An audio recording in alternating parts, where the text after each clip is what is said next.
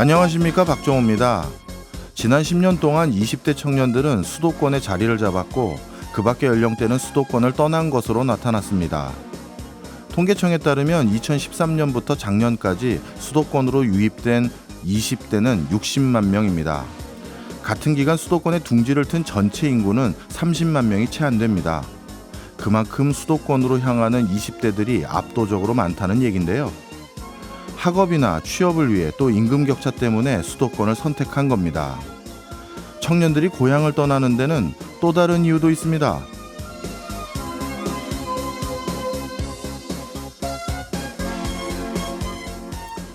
수직적인 기업 문화, 그러니까 소위 꼰대 문화가 싫어서 수도권으로 오는 겁니다. 실제로 한 취업 포털 사이트에서 20대, 30대 직장인들에게 후회되는 회사 탑5를 물어봤더니 수직적인 문화의 회사에 입사한 것을 가장 후회한다고 했는데요. 하지만 이런 분위기가 쉽게 개선되기는 어려운 이유가 있습니다. 수도권은 서비스업 비중이 높은 편이지만 지방은 산업단지 중심의 제조업 일자리가 많기 때문입니다. 제조업은 업무의 효율을 높이기 위해서 규율과 위계를 중요하게 여깁니다. 또 안전상의 문제 때문이라도 엄격한 조직 문화가 필요하죠. 어찌 보면 지역의 다소 경직적인 기업 문화는 산업적 특수성에 기인한다고도 볼 수 있는데요. 그러니까 업종에 따라 꼰대 문화가 강할 수 있다는 얘기입니다. 우리 청년들이 지방이기 때문에 꼰대 문화가 강한 게 아니라 업종의 특수성 때문일 수도 있다는 걸 알아줬으면 좋겠습니다. 11월 8일 수요일 박정호의 손에 잡히는 경제 플러스 광고 듣고 시작합니다.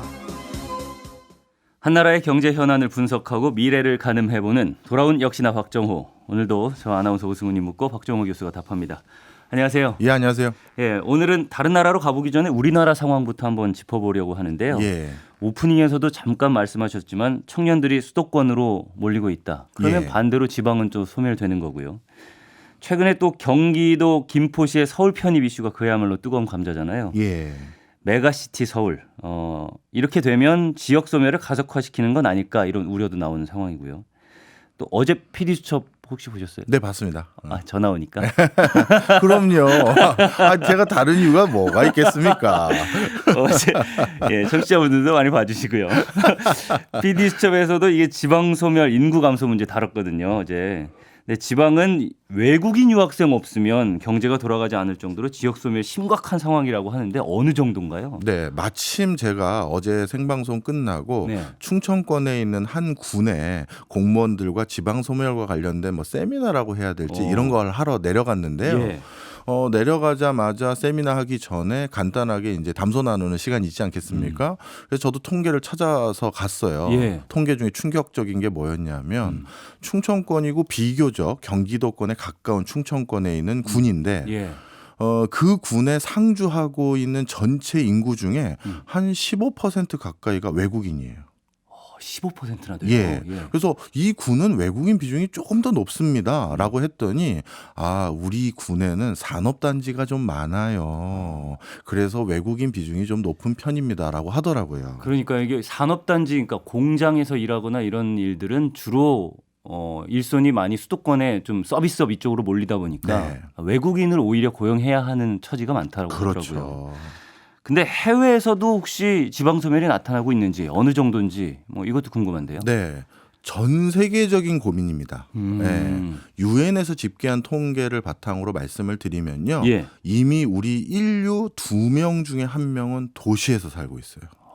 그리고 그 도시로 몰려드는 그 속도와 비율은 계속해서 늘고 있습니다. 근데 50%가 도시에서 살고 있다 말씀하셨는데 도시도 또 중소도시도 있고 물론 그렇긴 대도시도 하죠. 있고 그렇잖아요. 예, 맞습니다. 소도시까지 일단 합친 거겠죠. 예. 그래서 흔히 말해서 농업이나 이런 전통적인 1차 산업에 종사하는 군단이나 예. 아주 작은 지역은 급격히 소멸되고 있고 작은 군소형 도시라든지 거기보다는 더더욱 선호하는 건 우리로 따지면 광역시나 특별시 이렇게 점점 거대 도시로 몰려가고 있고요.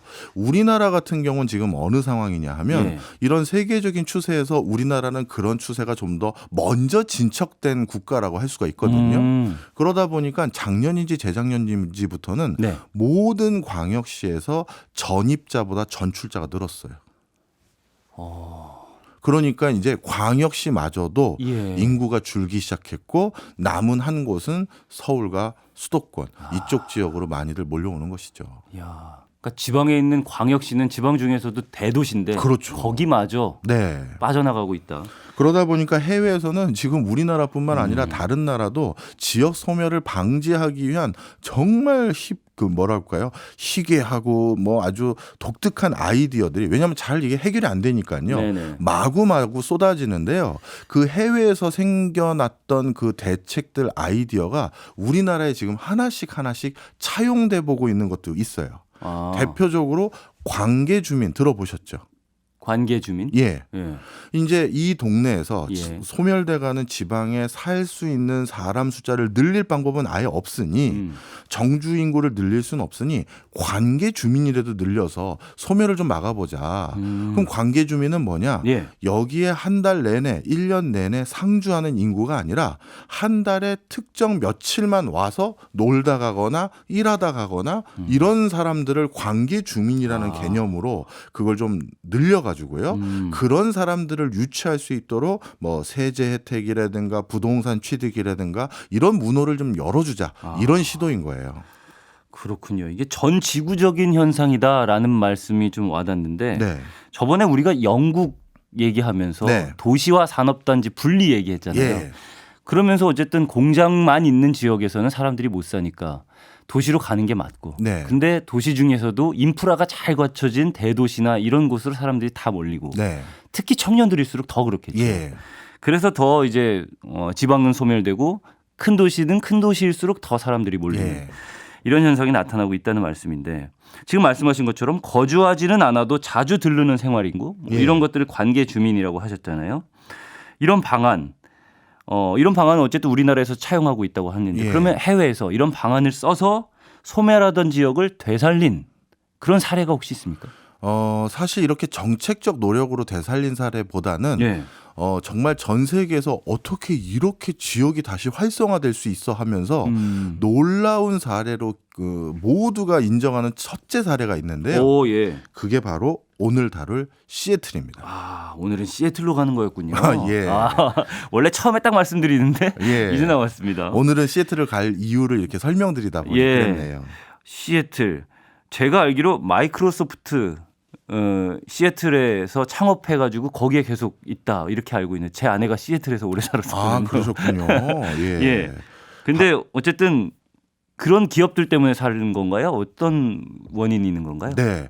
지금 사실 시애틀을 좀 아시는 분들은 거기 마이크로소프트도 있고 아마존도 있고 페이스북도 있고 메타도 있고 하니까 거기야 원래 잘 나가는 도시잖아요. 이렇게 오해들 하시기가 쉬운데요. 페이스북 메타도 그쪽이에요? 예, 저기가? 다 거기 있습니다. 실리콘밸리 쪽이 아니고? 예.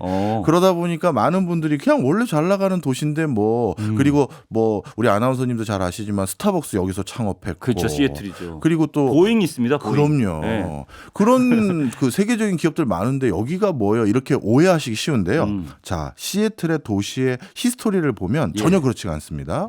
일단 20세기 초만 하더라도 시애틀을 대표하는 산업은 산림 벌목업하고 광업이었어요. 여기에는 어떤 제조 기반이라든가 산업 기반이 없었기 때문에 로키 산맥 끝단에 있잖아요. 그러다 보니까 거기서 우거진 산림 벌목해서 네.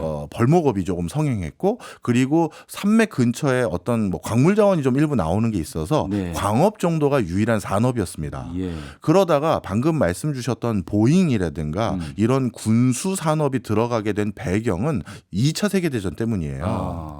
2차 세계대전 때 이제 태평양을 접하고 있는 어떤 군사 기지가 필요했고요. 정비소가 필요했던 겁니다. 무기를 만들어서 나르려면 배를 타고 가야 되니까 그렇죠. 항구 근처에. 예. 그런데 시애틀은 딱 태평양 연안에 있는 대표 도시잖아요. 그렇죠. 그러다 보니까 그곳에 해군 기지를 건설했고요. 그리고 보잉사를 통해서 항공 정비업이라는 걸 국가 차원에서 전략적으로 거기에 유치해 놓은 겁니다. 예.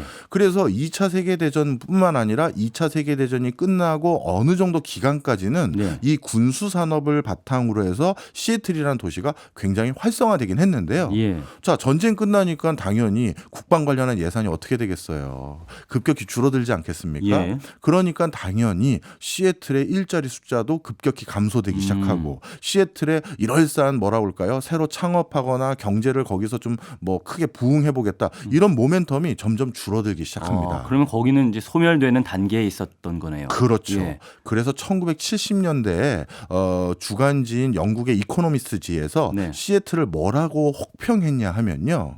지금 일자리를 찾아서 타 지역으로 이주하는 사람이 많아서 네. 중고품을 가장 싸게 살 수 있는 도시는 시애틀이다. 이렇게 언급하기도 했고요. 예. 다른 미국의 일간지에서는 시애틀을 뭐라고 또 언급했냐 하면 미국 역사상 최초로 파산한 도시가 디트로이트인데 예. 두 번째로 파산 가능한 도시를 하나 꼽으라라면 우리 모두 시애틀을 꼽아야 할 것이다. 이 정도로 급격히 도시의 위세가 위축됐어요. 그런데 그러면은 왜 성공 사례로 꼽는 거예요? 바로 오늘 그 시사점을 말씀드리려고 하는 예. 거예요. 결론부터 말씀드리면 네. 두 청년의 고향을 사랑하는 애양심 때문입니다. 애향심. 네. 예. 설명을 드릴게요. 예. 그 두 청년은 마이크로소프트를 설립한 빌 게이츠와 폴 앨런인데요. 예. 원래 이 두 사람이 마이크로소프트사를 설립한 곳은 시애틀이 아니에요. 시애틀에서 2200km 떨어져 있는 뉴멕시코주에 있는 엘버커키라는 곳에서 마이크로소프트를 설립했습니다. 예. 그런데 1975년 종업원 3명 두고 시작한 이 마이크로소프트가 불과 2, 3년 만에 회사가 급격히 성장하기 시작합니다.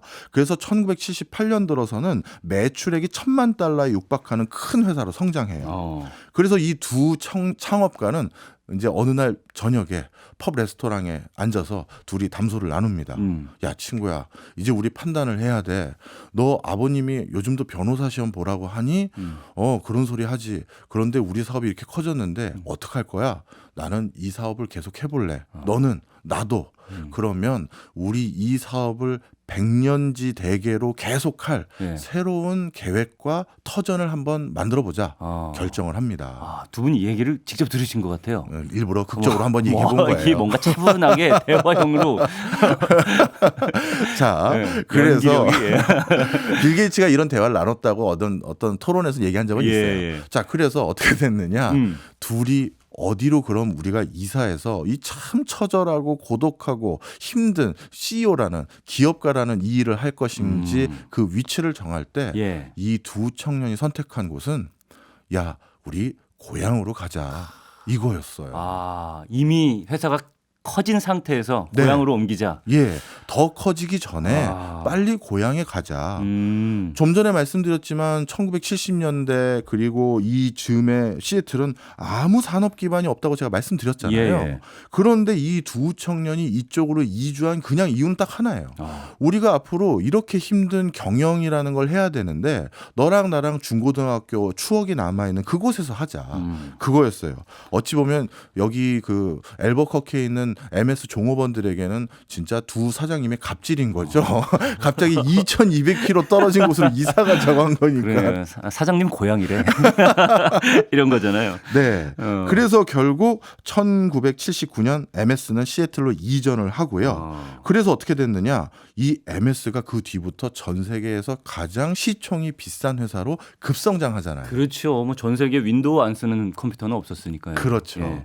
그러다 보니까 전 세계에서 IT 전문가들이 일자리를 찾아서 이주하는 곳이 시애틀이 됐고 시애틀은 그래서 전 세계에서 IT 전문가들이 가장 많이 상주하는 도시 중에 하나가 됐습니다. 그런 거군요. 근데 아직 끝이 아니에요.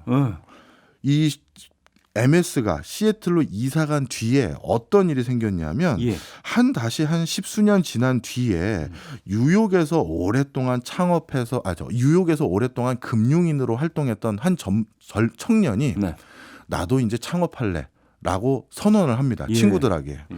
넌 평생 뉴욕에서 살면서 금융인으로 살았는데 갑자기 무슨 IT 창업을 한다는 거야. 오. 넌 IT 전문가도 아닌데. 그렇죠. 그래서 IT 인재가 제일 많은 곳으로 다 이사 갈 거야. 아, 내가 전문가는 아니지만 전문가들과 함께 뭔가 만들고 싶다. 이런 그렇죠. 생각이었겠군요. 그래서 평생 고향인 뉴욕을 등지고 시애틀로 이사해서 네. 거기서 만들어진 또 창업해진 회사가 예. 바로 아마존입니다. 아, 베이조스예요. 그 예. 얘기가. 예. 베이조스가 아마존을 시애틀에서 설립한 이유는 바로 MS 때문인 거예요. 그렇죠. 그쪽에 사람들이 모여 있으니까. 그렇죠. 예. 그런데 또 아마존이 어떻게 됐나요? 급성장했잖아요. 그렇죠. 예. 그런데 다시 또 한 또 십수년 지난 뒤에 또 하버드 대학교에 기숙사에서 예. SNS 하나 만들어서 대박친 친구가 하나 있죠. 저커버그의 페이스북을 페이스북. 말하시는 거죠. 예. 이 저커버그도 회사를 더 키워야겠어 판단을 합니다. 그래서 회사를 더 키우기 위해서 많은 IT 인력이 필요한데 그럼 창업을 어디서 해야겠다? 그래서 또 시애틀로 이사 가는 거예요. 아, 그렇군요. 그래서 페이스북이라는 또 전 세계에서 시가총액 최상위권에 들어간 이 회사도 시애틀에 또아리를 트게 된 것이고 아. 그래서 지금 시애틀이 전 세계 IT의 요람이 된 겁니다. 아, 그럼 재밌네요. 그러니까 우리가 기차 타고 다니다가 이렇게 보면은 뭐 경상북도로 오십시오. 뭐 산업을 이끌어 나가기 위해서 여기가 최적입니다. 뭐 이런 광고를 하는데 네. 그 뭐 세제 혜택 이런 걸 주겠다는 거잖아요. 예. 뭐 그런 것보다 오히려 애향심 이런 것들이 지역을 살리는 데 훨씬 도움이 될 수 있다. 이런 얘기로도 들리는데요. 사실 그 얘기를 해드리고 싶었어요. 네. 많은 지역에 계신 어떤 관료분들이나 아니면 뭐 위정자분들께서 뭐 그 국회의원이나 이런 분들이죠. 예. 이런 분들이 우리 지역에 기업 유치합시다라고 하면서 세제 혜택, 보조금, 그다음에 값싼 용지 분할 이런 것들을 이제 당근책으로 제시하는데 네. 그런 걸 통해서 어떤 건물을 지어주고 여기에 입주해서 여기서 창업하시면 됩니다. 이런 걸 합니다. 그런데 속으로 어떤 생각들을 많이 가지시냐 하면 우리 지역에서 이 정도 건물이면 됐지 뭐 이런 생각이 많으세요. 예. 근데 그게 어떤 의미에서는 지역을 망쳐요. 자, 생각을 해보세요. 예.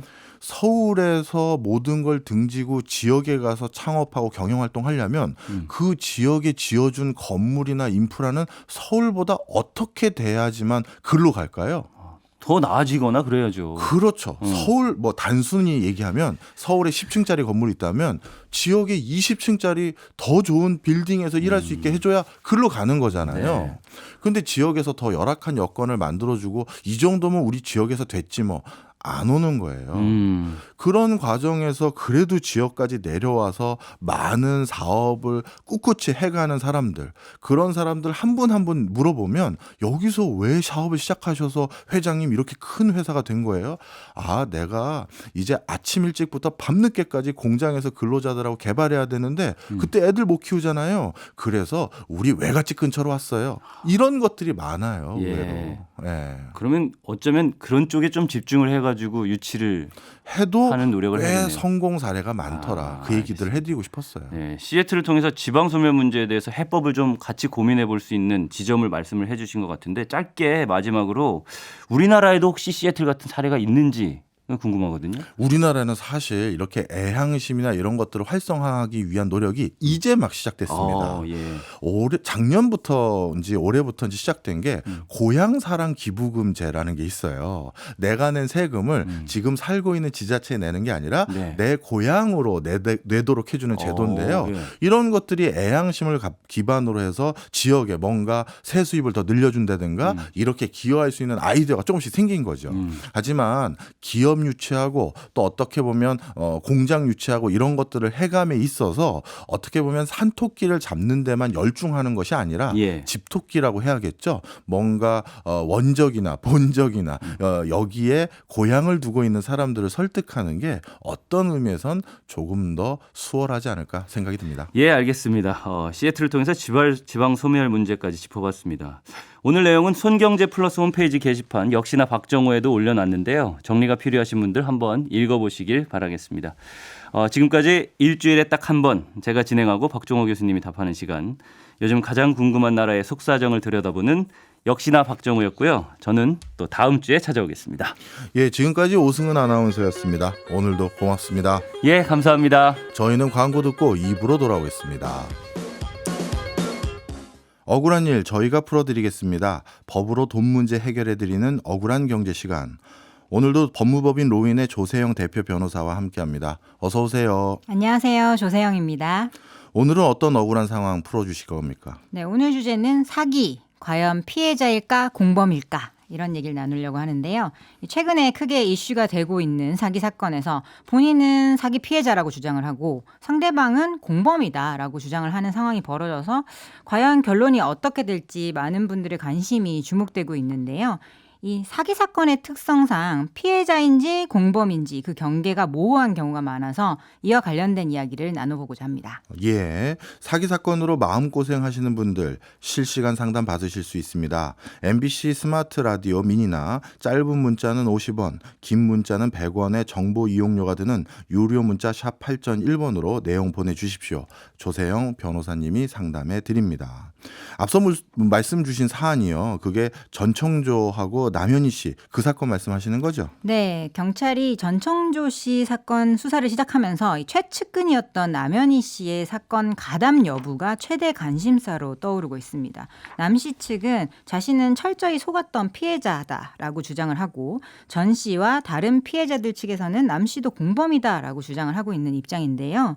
피해자 중 일부가 남 씨를 고소해서 수사를 받고 있는 상황인데 출국 금지까지 당했다고 합니다. 그리고 오늘 날짜로 이렇게 대질신문 두 명을 다 불러서 서로 물어보는 대질신문까지 진행되고 있는 상황인데요. 쟁점은 이 남 씨가 전 씨의 사기 정황을 사전에 인지하고 있었는가 여부입니다. 이 남 씨가 자신의 인지도를 활용한 전 씨의 사기 행각을 알고도 묵인했거나 아니면 피해자들의 투자를 함께 유도를 했는지 이 부분이 핵심이라고 보시면 되겠습니다. 네, 기초적인 용어인데요. 제가 잘 몰라가지고 두 가지만 여쭤볼게요. 신문은 앞에 바로 앉혀놓고 같이 물어보는 건가요? 아니면 다른 방에서 물어보는 건가요? 두 가지 형태로 다 이루어질 수가 있는데요. 통상 특별히 이렇게 위험한 상황이 아니라면 같은 공간에 이렇게 나란히 앉아 있고 각자의 변호인이 옆에 앉아서 그렇게. 이렇게 수사관으로부터 번갈아 질문을 받는 구조라고 보시면 돼요. 그렇군요. 그다음 또 한 가지가 그냥 어렴풋이 뭔지는 아는데 그 공범이라고 얘기해 주셨잖아요. 그런데 이 공범이라는 게 법적으로는 아주 명확하게 규정되지 않고서는 이게 딱 어떤 사람을 범죄자로 지칭할지 말지 판단하기 어렵잖아요. 공범이 뭡니까? 네, 우선 범죄자는 주동자인 정범과 이에 동조하는 공범으로 나뉘고요. 예. 이 공범은 또 세 가지로 나뉩니다. 공동정범, 교사범, 방조범 이렇게 나뉘는데요. 공동정범은 말 그대로 공동으로 정범이 된 자죠. 예. 그러니까 처음부터 범죄를 공모하고 각자 역할을 분담해서 아예 적극적으로 범행에 기여한 사람을 공동정범이라고 하고요. 예. 교사범은 이렇게 범행을 해라라고 지시를 한 사람이고 방조범은 직접 범행을 공모하지는 않았지만 이 사람이 범행을 한다는 걸 알고도 옆에서 좀 도와주는 사람을 방조범이라고 보시면 됩니다. 방조범도 공범이군요. 네, 그래서 이 형벌에 좀 차이가 있는데요. 공동정범과 교사범은 원래 범죄자인 정범과 동일한 형으로 처벌받게 되고요. 방조범으로 밝혀지면 형을 감경하게 되어 있습니다. 네, 결국 공범도 사기의 고의가 있어야 처벌받게 되는 거네요. 맞습니다. 우리 형법은 사기죄를 처벌할 때 고의성이 있어야 처벌하고 있거든요. 그래서 범죄가 발생할 수 있겠구나 하는 미필적 고의라도 있어야 범죄가 인정이 됩니다. 따라서 공범으로 처벌이 되려면 적어도 자신이 연루된 상황에서 사기죄가 벌어지는 정황에 대해서 알고는 있어야 되는 거죠. 네, 저는 이제 경제 다루는 사람이다 보니까 이 관점에서 오히려 걱정이 되는 게 하나 있는 게 동업이라는 것도 어떻게 보면 같이 뭘 하는 거잖아요. 그럼 동업을 하다가 동업자가 뭔가 사기죄를 당했다. 사기죄로 고소를 당했다 그러면 나머지 동업자도 거기에 포함될 경우가 많겠는데요. 네, 실제로 그런 사례들이 꽤 있습니다. 예. 한 사례가 있었는데요. 어떤 사업가가 피해자로부터 1억 원을 빌리면서 나중에 이걸 2억 원으로 갚겠다라고 말하면서 빌렸어요. 피해자는 그 말을 믿고 그 사업가에게 1억 원을 빌려줬는데 당연히 돈을 못 돌려받고 그렇게 되자 그냥 그 사업가만 고소를 한 게 아니라 그 사업가와 함께 동업을 하던 동업자까지 묶어서 사기 혐의로 고소를 했습니다. 이때 쟁점은 돈을 직접 빌려간 사업가는 이제 편취해서 안 돌려줬기 때문에 사기 혐의가 인정될 수 있지만 과연 동업자도 여기에 공모 관계가 있었는가? 라는 부분이 쟁점이 되거든요. 그래서 이 사건의 경우에는 동업자는 해당 사업가가 피해자로부터 돈을 받아간 사실을 전혀 몰랐다고 합니다. 예. 그래서 이 사실을 뒷받침하기 위해서 그동안 동업하기로 하면서 진행했던 사업 진행 내용들을 알 수 있는 서류들, 자료들 다 제출을 하고 예. 둘 사이에 주고받았던 문자, 이메일 같은 증빙 서류를 제출하고 이런 과정에서 동업자는 고의가 전혀 없었다라는 사실을 입증해서 다행히 무죄 판결을 받게 됐는데요. 이게 단지 사업을 함께 추진했다는 이유만으로 뭐 동업자니까 당연히 너네도 알고 있었던 거 아니야? 라는 그런 오해를 받아서 진행된 사례라고 보시면 되겠습니다. 네. 동업자라 하더라도 무조건 같이 사기로 엮이는 건 아니고 공모 사실이 있어야 되는 게 확인이 돼야지만 되는 거군요. 네네. 그리고 이런 경우도 요즘 많을 것 같아요. 뭐 예를 들어서 야, 내가 좋은 투자처가 있는데 그 투자처 좀 소개해 줄까 하면서 중개를 해준다고 해야 되나? 이런 건데 알고 봤더니 그 투자 자체가 사기였다. 그러면 이렇게 중간에 소개해 준 사람도 공범이 되는 건가요? 네, 그런 오인을 받는 경우도 있고 실제로 가담을 한 경우도 있어서 예. 이건 사례별로 다 다른데요. 한 사례가 있었는데 한 투자자가 평소 코인 투자를 전문으로 한다라고 말했던 지인이 있었습니다. 이 전문가에게 2년간 돈을 빌려주고 또 수익도 많이 걷어서 원금도 다시 찾고 다시 또 투자를 하고 이런 관계였다고 해요. 예. 그래서 뭐 긴 기간 동안 문제 없이 수익이 잘 나고 원금도 문제 없이 돌려받게 되자 여기는 괜찮은 투자 방법이구나라고 생각을 해서 또 우리 한국 분들은 마음이 착하셔가지고 나만 잘 될 수가 없잖아요. 그래서 주변 지인들과 가족들에게도 이 코인 전문가를 소개를 해줬다고 합니다. 근데 나중에 이 부분이 문제가 돼서 이 코인 전문가가 다른 사람들로부터 받았던 돈들을 못 돌려주기 시작했고요. 예. 그 투자자의 지인들 중 한 명이 이제 사기 혐의로 고소를 하게 된 겁니다. 근데 당연히 직접 돈을 받아서 못 돌려준 코인 전문가는 사기꾼임이 밝혀져서 체포가 됐는데요. 경찰 조사 과정에서 이 소개를 해준 투자자도 공범이 아닌가 의심을 받게 됐다고 합니다. 그럴만 하네요. 그러면 여기서 쟁점은 이 사람이 사기꾼인 거, 즉 사기를 하고 있는 걸 알고 소개했느냐 아니냐 이거에 따라서 달라지겠네요. 맞습니다. 사기라는 것을 알고 있었는지도 문제가 되고요. 예. 별도로 또 이 사기꾼으로부터 소개해준 대가로 어떤 돈을 받은 사실이 있는가 이것도 큰 쟁점이 되거든요. 근데 다행히 이 투자자는 자기도 이 사기꾼한테 한 2천만 원 떼이고 못 돌려받은 사실이 있었고 자기가 사기꾼이라는 걸 알았다면 내 가족들까지 소개할 이유는 없었다라고 항변을 했고 또 다행히 투자 수익금 자체 외에는 뭐 소개비라는 뭐 그런 것으로 대가를 받은 사실이 없다는 점이 입증이 돼서 고의가 없다라는 점을 입증해서 무혐의 처분을 받게 됐습니다. 근데 만약에 이런 점들을 입증하지 못했다면 공범으로 처벌받을 수도 있는 상황이라고 보시면 되겠습니다. 네. 요즘 신문 지면상에서 또 자주 등장하는 이걸 무조건 사기라고 해야 되는지도 제가 잘 모르겠지만 요즘 하도 피해가 또 많아지는 게 다단계더라고요. 이 다단계도 사기 수법에 많이 활용되거나 다단계 자체도 사기인지도 궁금합니다. 네, 흔히들 다단계라고 하면은 뭐 옛날에 이게 사람들을 어느 이제 공간에 불러놓고 뭐 그렇죠. 옥장판이나 건강식품 같은 것을 뭐 비싸게 팔면서 또 더 팔아오면 뭐 몇 개 더 주고 뭐 이런 구조를 떠올리시곤 하는데요. 이게 과거의 다단계 수법이었다면 최근에는 이런 수법을 그대로 사용해서 부동산 투자나 가상화폐 투자를 넓혀가는 과정이라고 보시면 되겠습니다. 그래서 특히나 노후 자금을 이제 좀 잘 굴리고 싶어하는 은퇴 세대층을 상대로 이런 투자 다단계 사기가 급증하고 있어서 문제가 되고 있는데요. 이게 대부분의 경우에는 사업 자체는 실체가 없어요.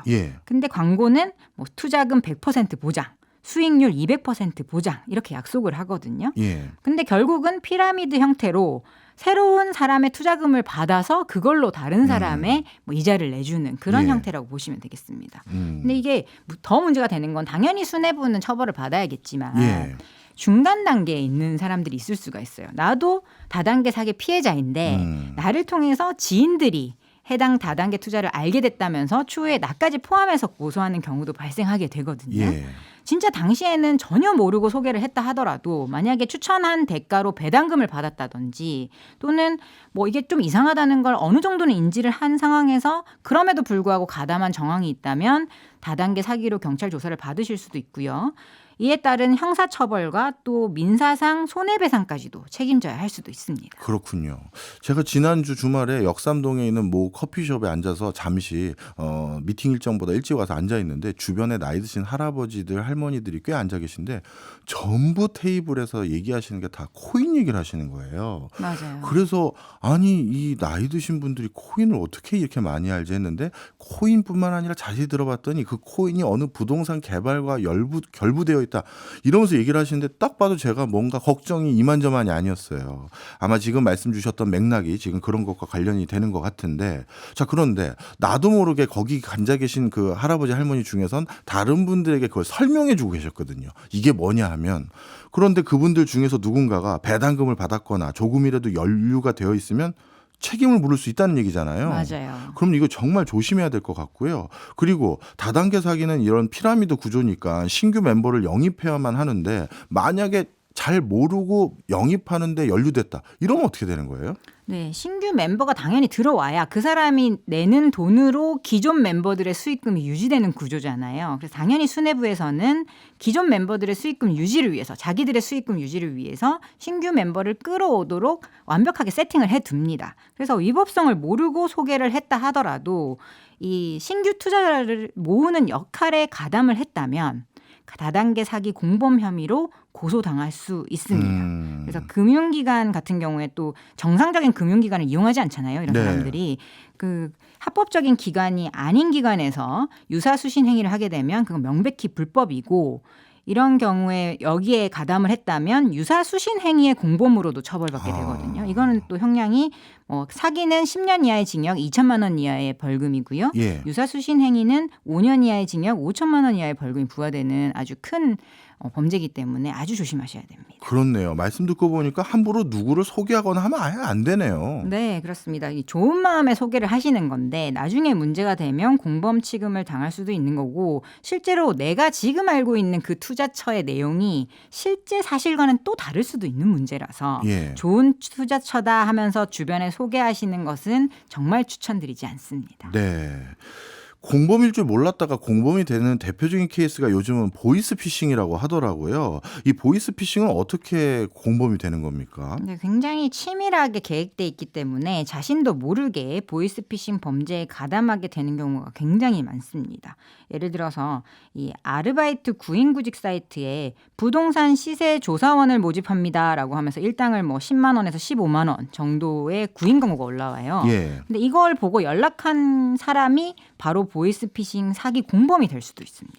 아니 이 구인 광고 보고 연락을 했는데 왜 보이스피싱 사기에 공범이 되죠? 네, 구직자가 이제 아르바이트 하려고 이제 연락을 하면 예. 담당자가 전화가 와서 부동산 시세 조사원도 좋은데 우리가 하는 업무 중에 채권 추심 업무도 있다. 혹시 이게 좀 더 수익이 좋다. 아르바이트 비용을 더 많이 줄 수 있다. 그러면서 다른 내용의 업무를 권유하게 되거든요. 예. 그래서 자기는 신용정보회사다라고 속이면서 자기들의 고객들을 만나서 은행에서 넘어온 완납 증명서를 전해주고 물론 이 서류는 위조 서류입니다. 네네. 이걸 전해주고 갚아야 되는 돈을 받아서 입금만 해주는 간단한 업무다라고 속이고요. 연락은 주로 텔레그램으로 하자고 합니다. 왜냐하면 텔레그램은 이제 대화 내용이 바로바로 삭제가 되기 때문에 네. 증거가 남지 않기 때문이죠. 쉽게 얘기해서 자기 업무가 보이스피싱 인출책인지 모르는 형태로 다른 형태로 포장을 하게 만든 다음에 연루시키는 거네요. 네, 이렇게 인출책으로 일을 하다가 경찰에게 현행범으로 그 ATM기 앞에서 이렇게 체포되는 경우가 많거든요. 네. 예전에는 그냥 몰랐습니다라고 항변만 해도 무혐의 종결되는 경우도 꽤 많았는데 최근에는 그런 항변이 잘 받아들여지지 않고요. 왜냐하면 보이스피싱 범죄의 잔혹함이 너무 많이 밝혀져서 여기에 가담을 조금이라도 하고 미필적 고의라도 있었던 정황이 있으면 공범으로 처벌이 되고요. 이 형벌도 굉장히 큽니다. 전자금융거래법 위반, 사기방조죄, 문서위조죄 이야. 같은 여러 죄명으로 의율이 돼서 구속까지 되는 경우가 많습니다. 그렇군요. 그래서 아르바이트 대가가 생각보다 너무 높은데 예. 하면 일단 의심을 해보셔야 되고 특히나 개인으로부터 돈을 받아서 뭐 무통장 입금으로 전달하는 업무는 거의 99% 이런 보이스피싱 금융사기 해당된다고 보시면 되니까 절대로 돈을 받아서 전달하는 그런 업무는 안 하시는 게 좋고 만약에 시작을 했는데 업무 내용이 의심스러우시면 당장 그만두고 경찰에 스스로 신고하시는 쪽이 안전하겠습니다. 그렇군요. 이것도 진짜 자기도 모르게 그냥 딱 속겨버리는 거네요. 예. 네.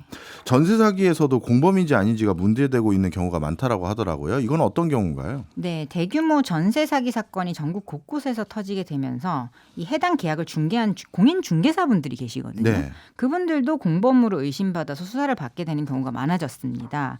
물론 공인 중개사 중에 일부는 아예 사기범들과 처음부터 공모를 해서 명백하게 사기를 친 경우도 있지만 자기도 모르는 새에 공범으로 물리는 공인 중개사들도 있거든요. 네.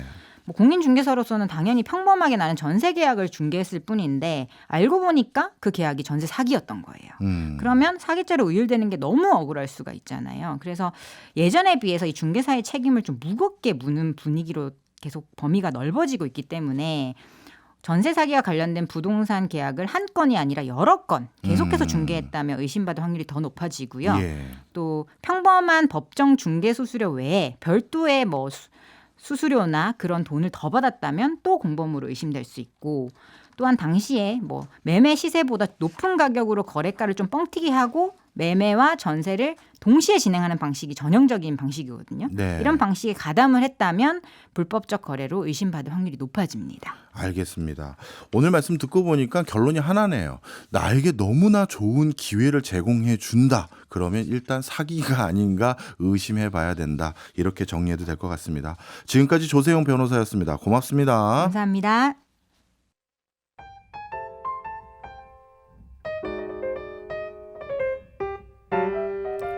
지금 듣고 계신 곡은 해리 코닉 주니어의 A Wink and a Smile입니다. 오늘 지역 소멸을 방지했던 대표적인 성공 사례가 시애틀이라고 말씀드렸죠. 지금 듣고 계신 곡은 시애틀의 잠 못 이루는 밤이라는 영화에 삽입된 곡입니다. 박정호의 손에 잡히는 경제 플러스는 내일 11시 5분에 다시 찾아오겠습니다. 오늘도 고맙습니다.